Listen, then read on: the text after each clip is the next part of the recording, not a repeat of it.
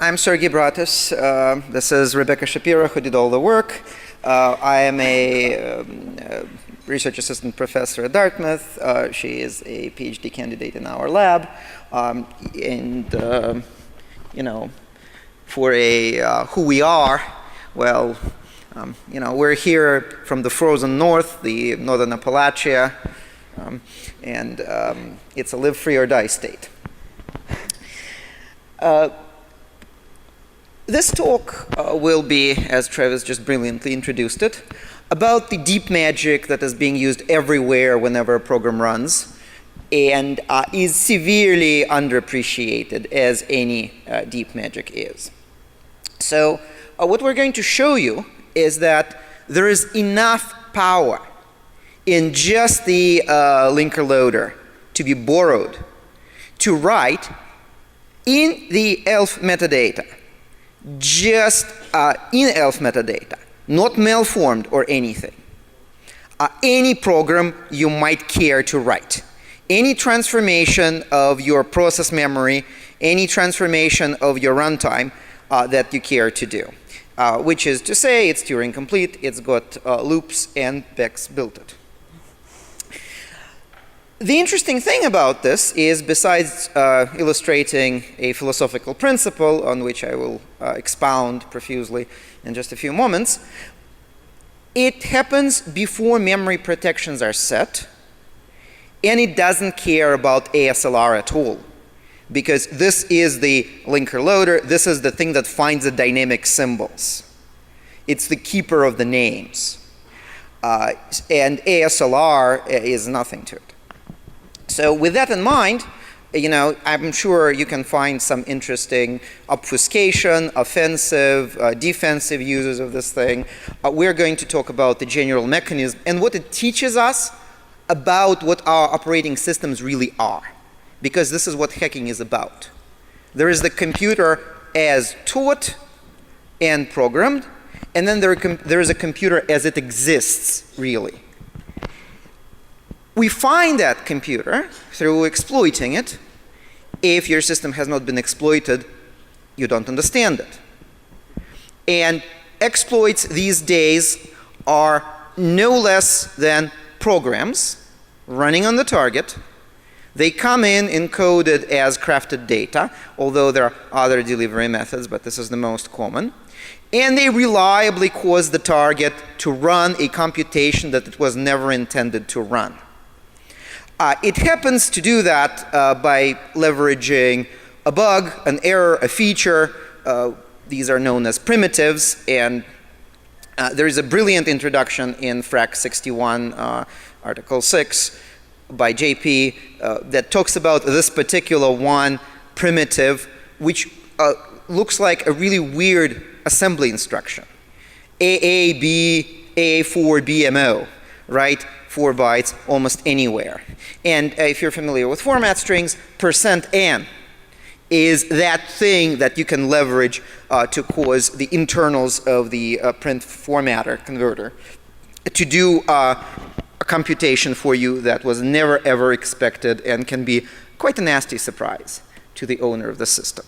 So in the slide deck on the disks, on the CDs that you got, I have a rather wordy set of slides explaining why this is interesting. And then, of course, just a couple of hours before the con, I got this great idea. Hey, there'd be people who like H.P. Lovecraft here. Possibly? Okay. So, weird machines. I'm going to talk about this term that got coined when I was giving a talk at Felix Lindner's Recurity Labs workshop. And, you know, that I absolutely love this picture. This is what 20th century warfare was supposed to be in, you know, in the eyes of the artist from the 19th century. So talk about weird machines, cyber war. Probably our ideas of cyber war are going to be just as accurate. But coming back to what is the real computer that is in front of you, what is the real system as opposed to what is the model of it, we discover that with exploits. And then you ask yourself, well, what are exploits? Are they data or code? It's interesting. Exploits are, of course, proofs that your machine is capable of a computation that you have not foreseen. It's a proof by construction, by shell dropping. You can't really argue with a root shell, to quote FX.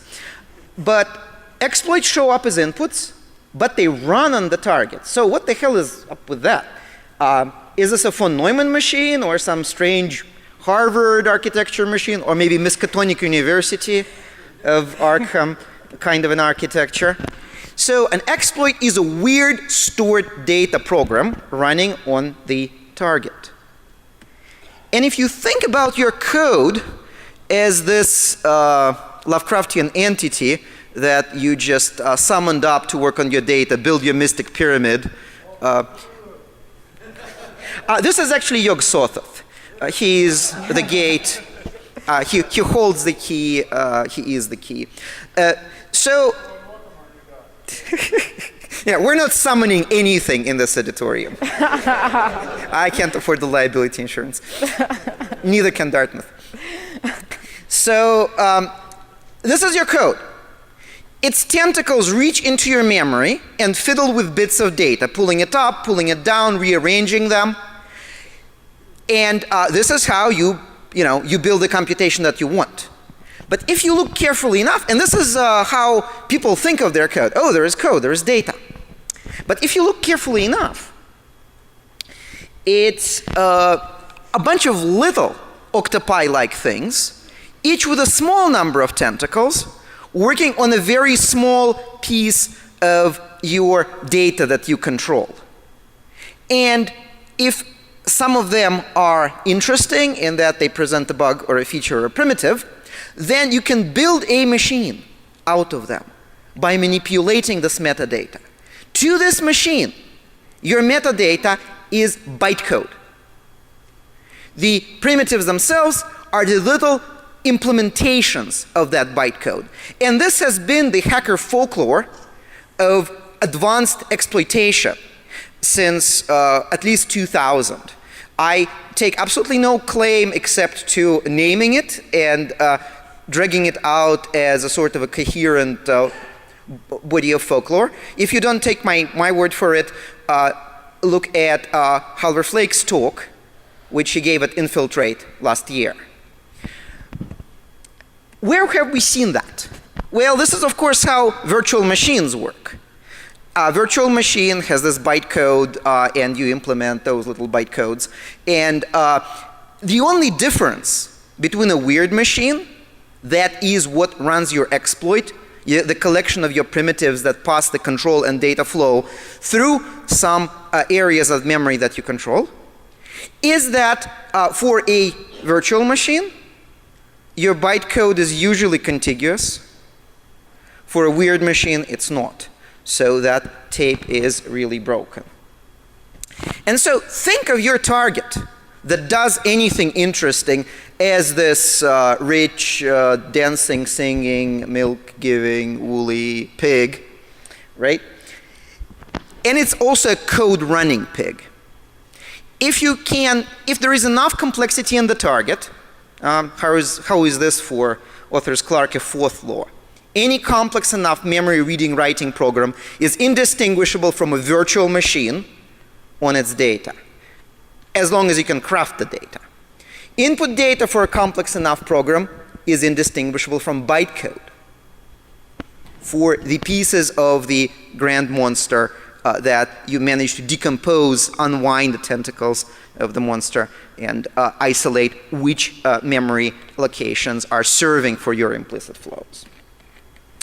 And so the bit of philosophy is this. Code doesn't work on data. Data runs on code. Input strings run on your parser. As the tentacles reach down, there is strange bubblings in the monster, in the Yog-Sothoth and the old one. And this state changes that you create in it, are your expected computation, are your exploit. You can make it explode. You can make it build not a mystic pyramid, but something more useful, such as a root shell. Packets run on your TCP/IP stack. Packets are little programs that run on your TCP/IP stack. The changes in the state of the stack are what you're after. Heap metadata runs on the heap manager. Format strings run on the printf. And ELF metadata runs on your runtime linker loader, which Bex is now going to present.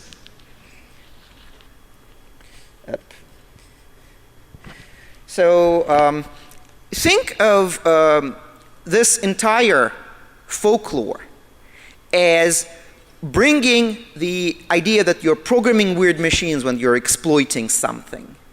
And this is all over the place, really. This is the art of borrowing code and chaining up the primitives and creating, setting up, instantiating, and programming the weird machine.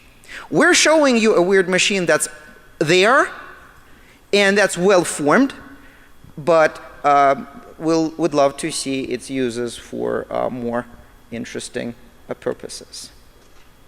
With that, Bex will take you through the wonderful world of ELF. Thank you, Sergey. The magic forest. So I'm just going to try, there's a lot of information I want to give you, not enough time, so I might end up skipping. But I really just want you to get an idea of what's going on, and you can continue if you're interested. Look at the code, I'll post a link. I'm going to start off, talking about the ELFs, what it is point, the linker and loader, and so forth. Look at some private work, and try to give you enough background so you can understand how we're using these primitives and getting something that really works outside of what you would normally do with ELF metadata. And hopefully you'll from the philosophical reverie that I just plunged you into. So basically the point of ELF is just how the different components of the GCC tool chain communicate.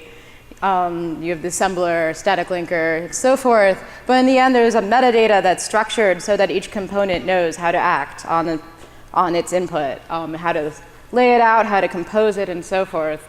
And mostly, I'm looking at the runtime loader, and that's all. That's all I care about. There is a lot of information that's in these ELF files, and I'm not using all of it. I'm not constructing, crafting most of it.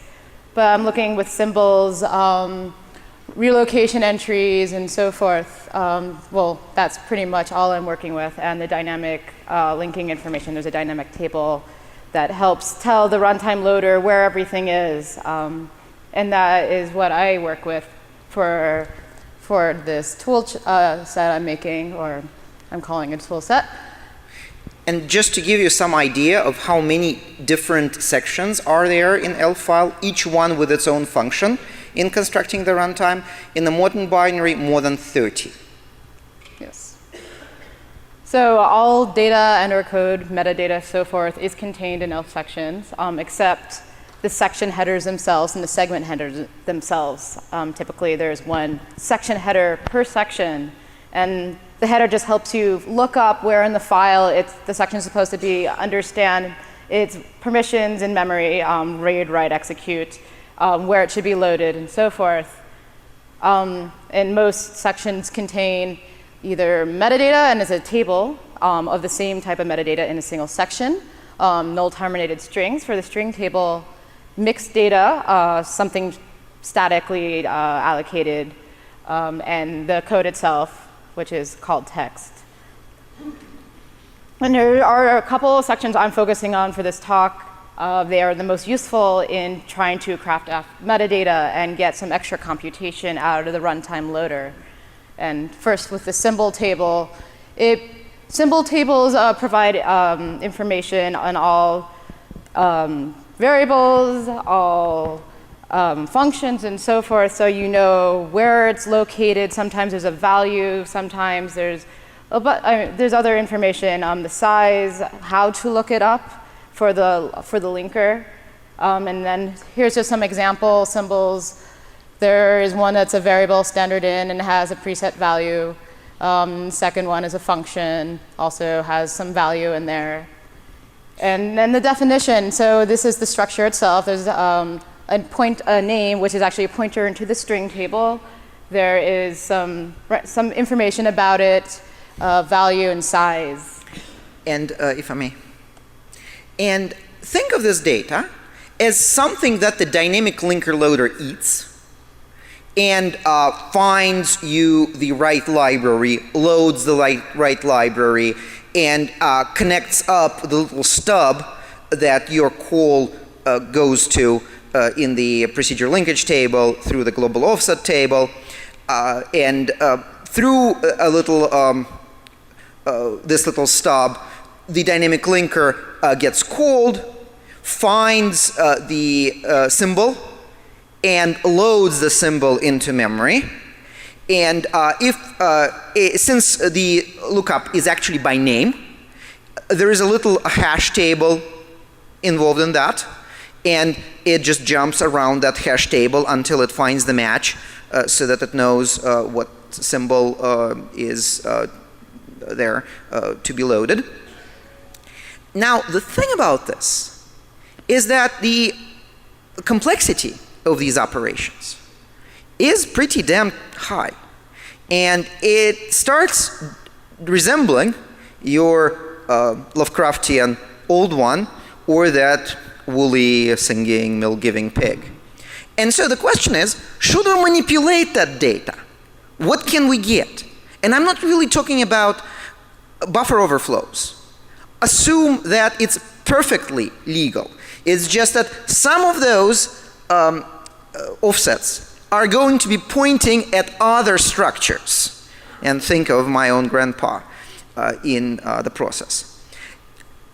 By creating this assortment of interlinked data, you can actually drive this thing into insanity or into executing any given program. So I will continue. As we like to say, however, the ELF metadata is just, in our vision, in the way we see it, it's the static linker's love letter to the runtime loader. So for relocation tables, this is information from not only the runtime loader, but the runtime linker. And the first one I listed, the Relodyne, is for the runtime loader exclusively, and every entry in its processed during load time. And the second one is for the dynamic linker, the PLT, and that's processed as needed at runtime. Information contained in these entries include offset, where you are eventually writing the output of this operation, and usually you calculate some sort of address, write it in. Info includes the symbol, that if there's a symbol that the entry works with, it's the symbol number, also the type of relocation entry is there. And then for AMD64, there's also addendum, which allows you to, depending on the type of relocation entry, add another value into the final computation. Now imagine, this is the thing that keeps the ASLR working. So you've got this code that you've compiled and you're about to load at this address, which is in the ELF file. But this is not where you want to load it. You want to randomize that base. Or you can't load the library at that address because another library is taking that up in the processor's virtual address space. And so what you need, and what you are getting out of this mechanism, is a little automaton that goes and patches your binary code or data based on these data structures. So you look at this, you see a useful auxiliary mechanism for relocating data, moving it around in memory. When we look at this, we see this strange creature that touches, lifts up those relocation entries and writes other things in memory. And by the way, we're inspired in this by the locreate by Scape. So look it up in uninformed number 6. So again, what you see is a machine that you can program by crafting those relocation entries, not making them illegal or anything, just driving that engine to do something more.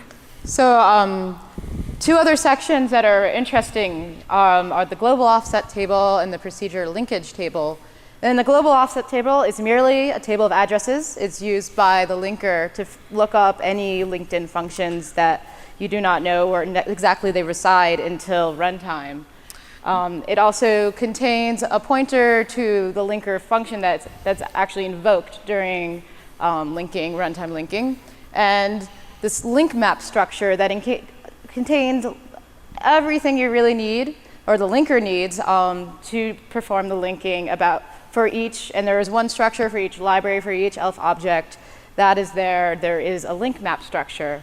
The PLT contains instructions that just work in tandem with the GOT to invoke the fix-up function if needed, or to invoke the function itself if it's been patched. Bex, I think you might want to actually start explaining those symbols. This is the global offset table, obviously. You probably got the relocation table before. What is that one? It's been so long. There's a procedure being linked to another. Oh yes, this is a procedure linkage table, exactly. Okay, shall we go on? Yes, and this dynamic table, which contains all the information needed by the runtime loader, and there's basically a tag that says what the value is, and these are a bunch of ones that we use in our work. Yeah, remember, these are things that point at other things. These are offsets of strings in symbol tables. These are offsets into library files where that symbol live. Yes. These are offsets into a section where things need to be patched on relocation. So now imagine them having a great family. Continue. Yes. So despite that all this information is in the headers themselves, but there's a separate table that has a copy of this information just for the linker. And the dynamic linker and runtime loader, in the end, after it's loaded, only work with this table right here. So if it ever needs to know where the relocation entries are, it looks at the value of DT-rela, and it knows the size, symbol, the location, the symbol table, the location of the GOT, and anything else that's needed for clean execution in the runtime loading and linking stage. So just to give you an example of what happens during loading and linking, suppose we call exec on ping. What happens in the kernel is there's initial setup of the address space where we have the executable mapped, we have the loader itself mapped and a stack, and an entry point is set to invoke this loader. And so now in user space, the loader takes over and starts sending up more things. It looks up the needed libraries. It builds in a heap, stack. Oh, well, the stack was already there. And then it sets the entry point to the executable. And in that part, that's all we are working with in that part of the process. And you'll see that red is execute only, yellow is read only, green is read write, which is important to us. And each library has its own address space for the read-only, read-write, executable code. And this is an actual memory layout of ping. I took out some parts to fit on the screen. And the stack is at the bottom. You can't see, but it's on the slide. It's just hanging off the bottom. So going back to this, let's zoom in to the executable. And the nice thing is even when normally during runtime, normally during execution, even if you have ASLR, you have to actually put in extra compilation options to get the executable itself to be mapped in a different location. But I haven't really run into that. Like even with ping, which is something that's set UID root, the executable is always mapped to the same spot, at least in Ubuntu, that version that I was working with. So if we zoom in and see what's there, all these sections I was talking about are mapped in, some in read, execute only space, some in read only, and global offset table and data, so forth in read write. And then something to note is the dynamic table itself. During the relocation process, I have found that I can write to it. I haven't actually looked to see at what point it's read only, but after everything is set up, this dynamic table is read-only. So in our perspective, we are interested in these entries that we see, the symbol table, the relocation entries, and so forth. And the GOT we're interested in, which is actually writable. But then there's also the metadata, these link map structures, which is actually part of the linker loader memory and heap. And so these link map structures is what we end up working with to do what we need. This is not the entire structure definition, just things that we end up working with.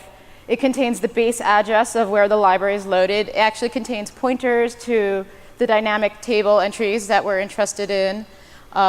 It contains a bit to say whether or not it's been relocated before, and some other things that we end up working with just to get this code, this engine working as something that's Turing complete. But I won't go into details. And then also, since every ELF object that's loaded has its own structure, it's in a doubly linked list. And so there's next and previous pointers in each link map structure. And that's how they're ordered in how symbols should be looked up. So there are fun ways to craft ELF metadata. And Mayhem, infrac 61.8, as we used it to inject object files. You can intercept library calls to run injected code. And so there's been work by Caesar and Mayhem in that. Resident in attacker-built library. So you can inject code into a library and get that loaded either by playing with some environmental variables, LD preload, or you can play with the ELF structure itself and put another entry in the dynamic table. And this is the point. You do not understand those structures until you make them do something interesting. Yes. Then you actually know what the code behind them, what that automaton is doing when it's getting that data. And so cheating the ELF by the Grug, I totally recommend. This is a classic that explained this for the first time, and this was for the longest time the most detailed excursion into how these things really work. And so Locreate is the inspiring work, or helped inspire what we did. It actually uses relocation entries to pack and unpack binaries, and we're kind of taking that a step further by just using relocation entries to act as code itself, or to have an effect, some sort of Turing complete machine running in just runtime loading. So Locreate is a patcher. So it ran over code and transform the code because, hey, if we're rewriting bytes, we need not rewrite just addresses. We can rewrite opcodes and immediate as well. And so how is that for an obfuscator, deobfuscator, packer, unpacker? But let's build something bigger with loops and branches. However, in the toolchain we're working with, the text section is actually not writable by the time relocation entries are processed. So he was working with PE, and it worked. So here's our warning. I actually am proud to take a little note off of this. Yesterday I got it working with ASLR, with when the libraries in the stack are randomized, but this is specific to our architecture that we're using, AMD 64 on Ubuntu. There's no reason that it won't work on others, but the details are specific to this. So first off, we need our symbol table and relocation entries in a place that we can read-write. Normally it's in read-only, so we inject it using the RC toolkit right there below the data, and there's space there, and it's a great toolkit and takes care of any rewrite, updating the headers for us. So for the relocation entries that are used, there's lots of them, and we only need 3 to do what we're doing. There's copy, and basically what it does is it acts as a memcopy, and you provide this, you give it a symbol, and the symbol value is treated as a pointer where to copy from. The symbol is also, you get the size of how much to copy, and then you copy it to the offset specified in the relocation entry. There's another version where you give a symbol in an offset, and it looks at the value in the symbol, and copies that over into the offset. And it adds an addend if there's one, and the base of the library. Since we're working in the executable, the base is always 0. It's been, unless it's actually randomized, it's mapped to well, it's actually not 0. It's, I believe, like 40,000, but so yeah. If this doesn't look like bytecode to you, then I must have confused everyone. Yeah, I mean, these look like do. opcodes to me. I'm not sure about anyone else. And then, so the last one, relative, where it doesn't use a symbol, it's just add-on plus a base if there's one, and you write it into the offset specified in the entry. So we have arithmetic. Close. We do have arithmetic. That's very straightforward. Another thing we use is these indirect functions that are supported by the runtime loader, and these are special types of symbols in which the value of the symbol is actually some function that runs, and whatever's returned gets written into the offset. And we found it useful. Because you need branching. Normally here I'd have the video, but a lot of you saw it already. Many, many years ago. Yeah, you don't want to hear me sing. So what did we do? We decided to find the simplest, most annoying programming language to work with and implement that in these relocation entries. So traditionally, there's 8 instructions. There's a notion of a tape and a pointer into this tape, and you can write increment, decrement values, and test and branch and output byte. So you have standard out or printf or whatnot, or you can read in a byte, get char. But we actually are not worrying about those two because no one ever talks to the linker loader, and I can imagine implementing it, but that's not in our version. So as an example, if we do plus angle bracket minus, so we increment the byte at the pointer, we move the pointer, and then we decrement the byte, this is what happens. We increment the byte, the tape pointer, it gets moved, we decrement. And it's fairly straightforward. It's just really hard to write anything useful in because that's hello world. You know, think of it as the Turing machine, but more fun. Or more tingling in your brain. Fun. Or fun, you know. So this is sort of the process of compiling brainfuck into ELF metadata. You have an executable that you specify. You have your brainfuck source. And there is some configuration that you need to do. And I've automated it as much as possible. You invoke this compiler, and you get just another executable. And that's it. You hand it to the loader. So first of all, you write your exploit in brainfuck, okay? Actually, you can compile to brainfuck from C or your favorite functional language. I feel like we'll hit some limits, though, on size. It's not the... Many we can do better. We can optimize, but... Oh my God, it's full of symbols. Yes. Well, it's full of relocation entries. Too, right? So this is the configuration. There's a lot of stuff we collect at compile time automatically, and so from the dynamic table, actually, so the address of the GOT. In theory, you can get some sort of ROP gadget that returns 0. So it's not, we don't have it done automatically, but you can imagine if it exists, you can find it. And the location of memory of some other things in the dynamic table. And then data collected at runtime using everything else is the base address of libc, the loader, and a stack location, which that's new. We found there's the auxiliary vector, which is basically, the loader's love note to the executable itself with all its arguments, environmental variables, etc. They're all located on the stack. Well, there is a static variable in the loader that points to it. And so I can get to the loader, I can read this value, and get some offsets. Yeah, isn't this nifty? Not only the executable knows how to call the loader from its stubs, obviously it needs to, but there is a pointer back as well.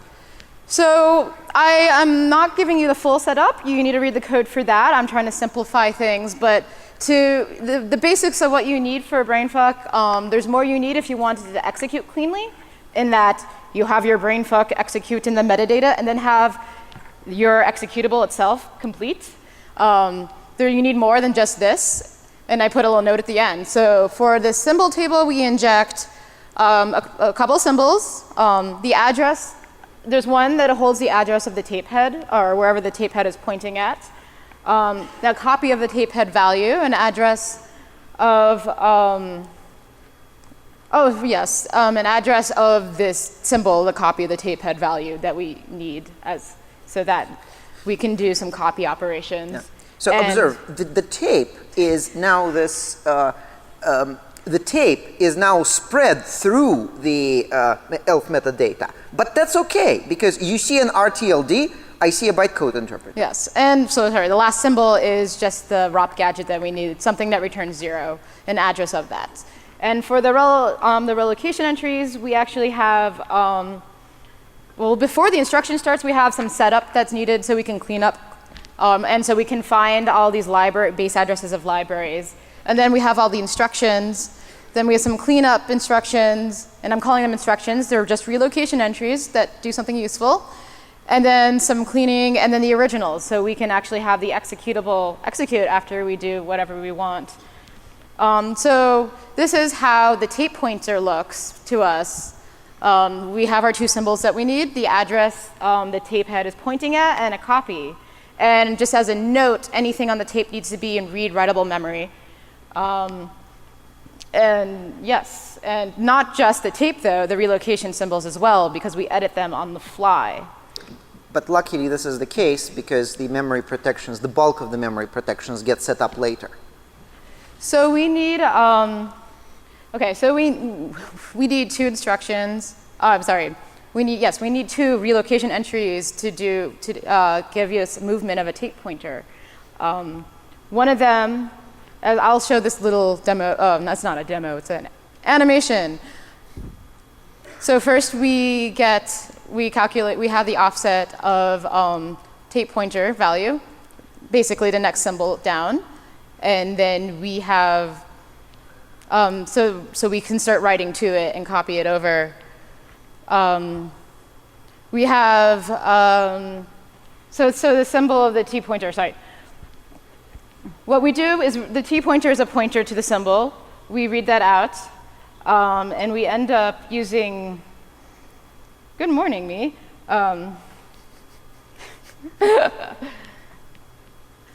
So yes. What happens here is, since we control the relocation sections, and we're using them as tape, we have to embed the brainfuck interpreter with all of 6 its brainfuck instructions into the pieces of code that work on the tape. Luckily, we can craft those entries. Luckily, we can craft those entries to point at other entries so that we can start building loops and branches. So instead of actually giving you a step-by-step, since we're low on time, I'm going to just point out some interesting things. So in addition to subtraction, we end up having to rewrite one of the relocation entries to get this done. To do unconditional branches, we realized that when the relocation entries are processed, it actually steps through this link map structure and goes to the previous one and moves to the previous one. So what we need to do is set the previous to our current, so we can start processing relocation entries in ourselves again. So we have goto, right? This is the primitive, right? This is the implementation of the bytecode that we are creating.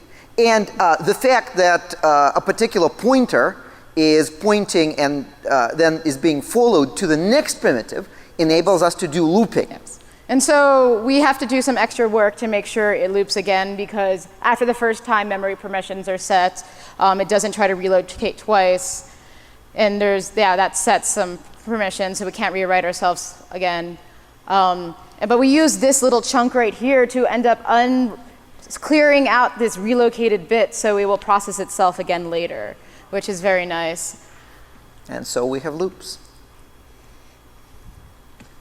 And we also need to rewrite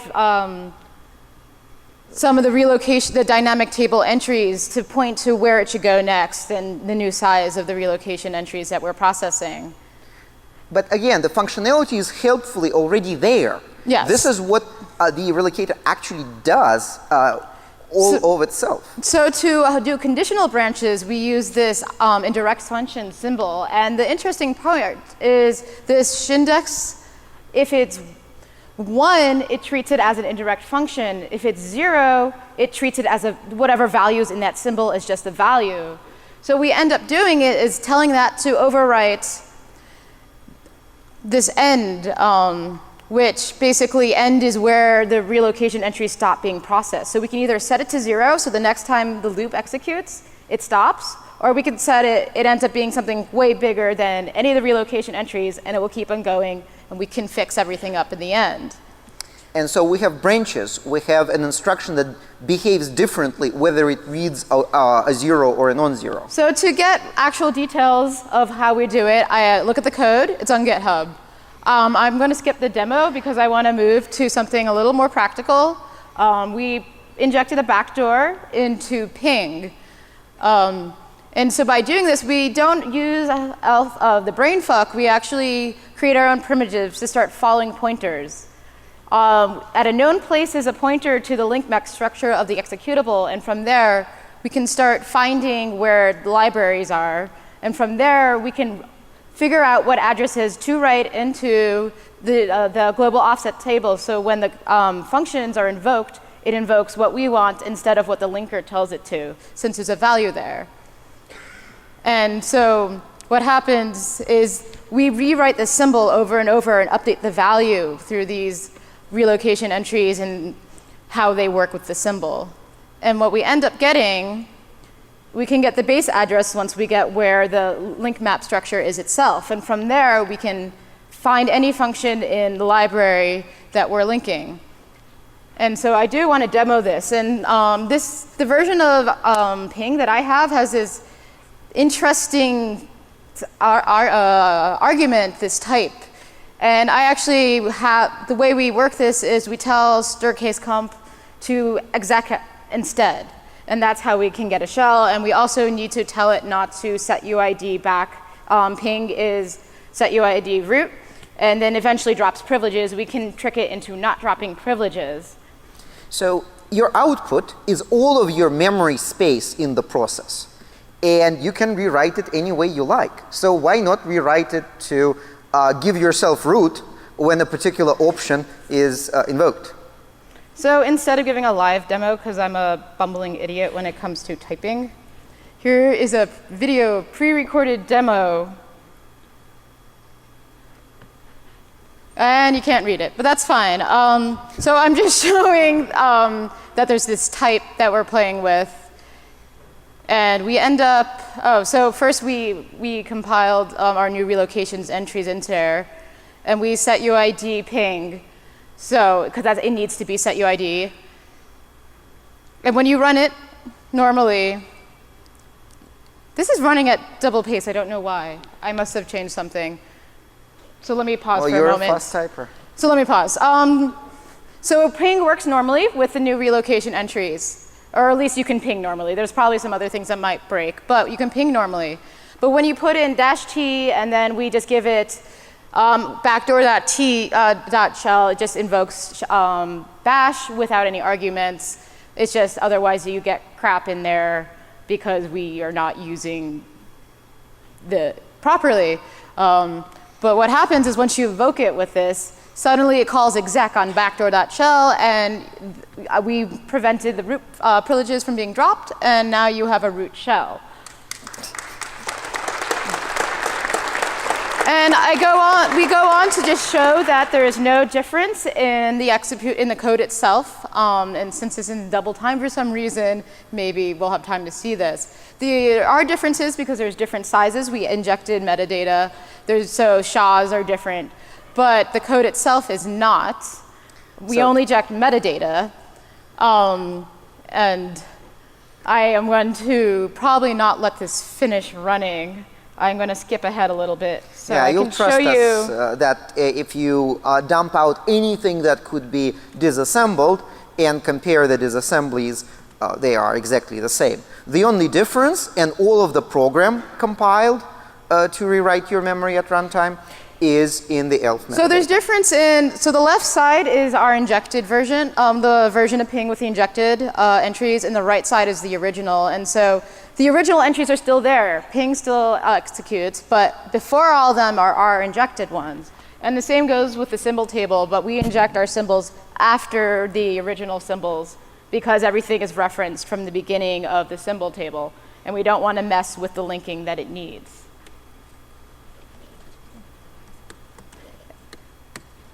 Get out of full screen.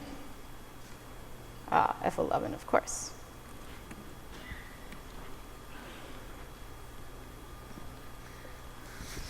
So that's sort of everything in a nutshell. Again, I suggest going to our website, but we'd love to, I need to thank Sergey for leading this, and Sean, who's my actual thesis advisor at the moment, for putting up with me not doing the work he wants me to do, and the Greg Q for doing a lot of great work, and the Heresy Toolkit for allowing me to inject relocation entries, Mayhem, Scapy, and then the Noun project where I got all these cool little things. Thank you.